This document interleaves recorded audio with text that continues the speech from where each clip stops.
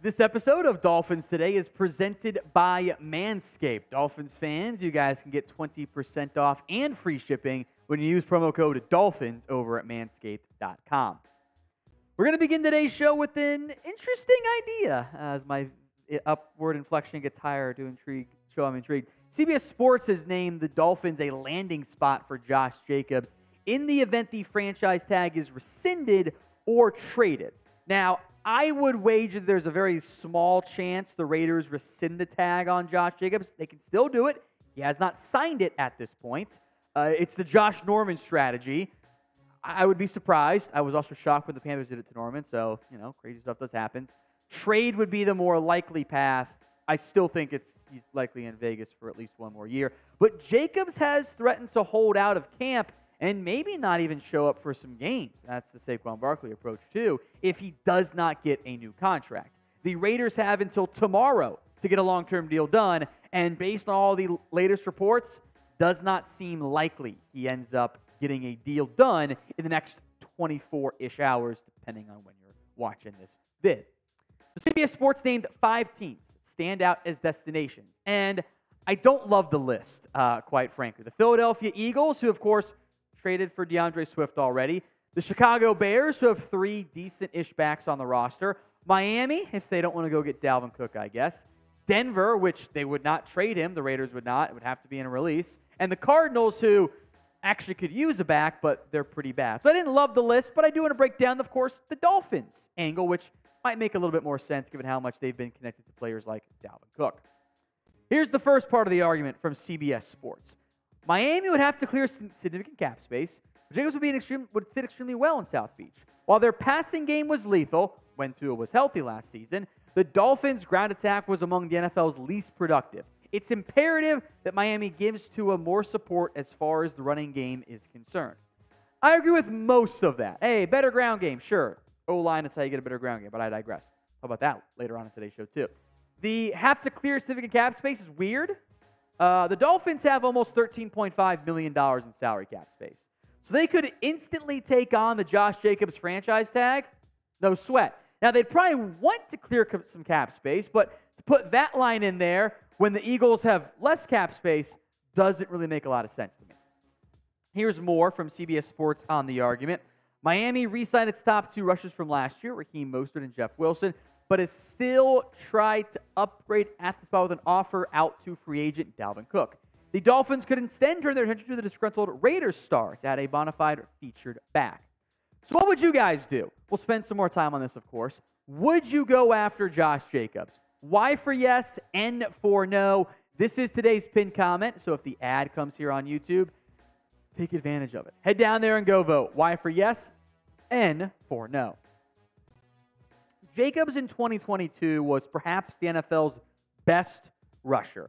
At almost 5 yards a carry on 340 carries is really impressive balance of efficiency and volume, the type of numbers we don't always see. He did it pretty close in 2019 too, had some down years in 2020, 2021. Again, offensive line plays a significant role in these things, which would still be a concern in Miami. But I do believe that Jacobs is a better player than Dalvin Cook. If you got him on the Dolphins, he would be your number 1 back pretty easily. And I think a trade is more likely, so maybe you could flip out Mostert or Wilson to save some money, give the Raiders a piece, might make it a bit more appealing for them in the end, but you're adding a top 5 back in the NFL. Now, in the event the tag's rescinded, maybe then you could make an offer to Jacobs that gets him more along the lines of $13, $14 million per year, a bunch of guaranteed money. I don't know if the Dolphins even want that.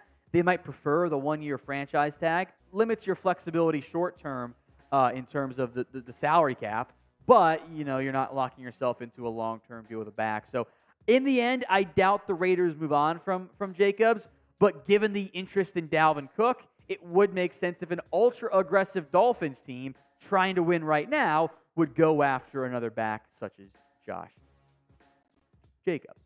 Now, ball security is job security, and Manscaped trying to make sure your balls are looking fresh and clean so you can have a ball this summer. It is Smooth Sack Summer, after all. Get 20% off and free shipping when you use promo code DOLPHINS over at manscaped.com. Everything gets you 20% off free shipping, including the Performance Package 4.0. The most comfortable boxers known to mankind. The Lawnmower 4.0, the Weed Whacker for your nose and or ear hair. If you have it. If not, give it to your daddy or your granddaddy. They probably need it. Ball toner, ball conditioner, because if you're putting it under your armpits, and ball deodorant, excuse me, then wouldn't it make sense to put it down on the armpits of your nether regions? I guess that kind of fits. 20% off and free shipping when you use promo code DOLPHINS over at manscaped.com. The Lawnmower 4.0, by the way, is the best in men's grooming technology. For those of you that don't know, I have a about 18-month-old kid right now. That did not arrive until after we got going with Manscaped. You can connect the dots from that perspective. 20% off and free shipping when you use promo code DOLPHINS over at manscaped.com. That link will be in the comment section and the description of today's show. It's manscaped.com, promo code DOLPHINS. Channing Tindall, a bust.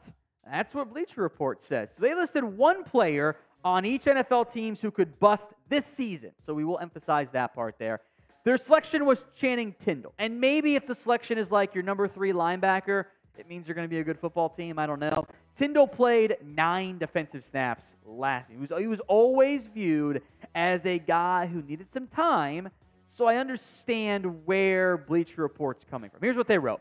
Tindall pointed to a difficult time adjusting to an NFL playbook as the reason behind his struggles. That should be concerning for the Dolphins as they transition to Vic Fangio's defense in 2023. Maybe his system will click sooner for Tindall, but he's still behind Jerome Baker and David Long Jr. on the depth chart. I think the addition of David Long was insurance or a better option in case Tindall's not good to go in year 2. I think the year 3 breakout might be his path, but what do you think? Will Channing Tindall break out this year? A for yes, B for no. I like the athletic traits Tindall has. I think he's a good fit for the Vic Fangio defense. I also know because there's Jerome Baker and because there's David Long and even Duke Riley to a certain extent, the Dolphins should be okay in the event that Tindall does not emerge as a star in year 2. The Dolphins have options, right? Baker, Long, Riley, Tindall. They need him to make the team. He played plenty on special teams. They need a breakout at some point. David Long's on a relatively cheap contract. They don't have to have it this year, but hopefully Tindall does emerge as a nice piece moving forward. All right, are you subscribed to Dolphins Today? Barely half of you are actually subbed, which is kind of disappointing because that means you have come back, oftentimes repeat watchers, yet don't watch everything. That's fine, but you're not even aware when we put out our videos. So make sure you are subscribed. Free videos, youtube.com/DolphinsNews. We will wrap up today's show with some offensive line conversation. So ESPN has ranked the top 10 offensive tackles and interior offensive linemen based on conversations, rankings with execs, coaches, players. They all voted, etc. Teron Armstead was the only Dolphins offensive lineman to get a vote. Nobody else got even a vote, and it was in the honorable mention category. Just Teron Armstead. In the end, he was second honorable mention among the tackles, 12th overall at that grouping. I will make note, they did group the offensive guards and centers together. So had Connor Williams been just in a centers category, he probably would have qualified. You know, that's also just being top third-ish. So that's not, or even top half for honorable mention. So I'm okay splitting or grouping the guards and centers together. I'll also say this. Is that a surprise that Armstead was only going to get a vote? Williams being at center with the guards makes it unlikely, so that's fine, although I think he's a top 15 center, low bar, but still. Liam Eichenberg, I would not be voting him in my top 10. Robert Hunt? No. Austin Jackson? Still no. Any of the backups? No. None of those guys. So it's kind of unfortunate, but I do think it's the right decisions there by those NFL execs. So what is your concern level over the Dolphins' offensive line? Scale it for me from 1 to 10. 1 on the low end, 10 on the high end. It'll probably be more 10s than 1s, but you can be honest with me in the comments. Here's what one veteran AFC scout told ESPN about Teron Armstead. A year or two ago, he was definitely in the elite. But the injuries he's had over the course of his career, he's still tough as nails, but injuries have showed up on him with his anchor and bend. It's also cost him time. I mean, the reality is you're not going to get 17 games from Teron Armstead, most likely. That's not who he is at this stage in his career, but he's still a really good pass protector. I think he's still one of the better run blockers on this Dolphins offensive line, and they knew that going in when they signed him. It's a much better path than, playing Austin Jackson on the left side. So top 15 left tackle feels about right. Hopefully that offensive line as a unit plays much better this season.